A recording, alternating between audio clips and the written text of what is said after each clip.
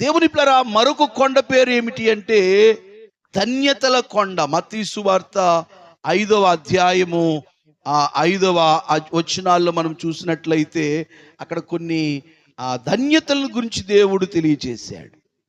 యేసు ప్రభు వారు ఈ లోకములోనికి 2025 సంవత్సరాల క్రితం ఆ కొండ మీద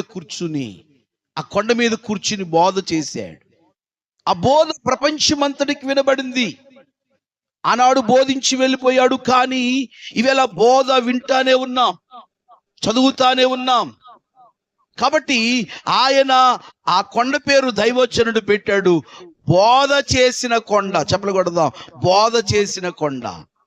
ఆ బోధ నేటి వరకు వినబడతానే ఉంది. దేవుని పిల్లరా, ఆ బోధ ప్రపంచమంతటికి కనిపిస్తా ఉంది, వినిపిస్తా ఉంది. ఒక బోధ మనము బోధ చేశాము అంటే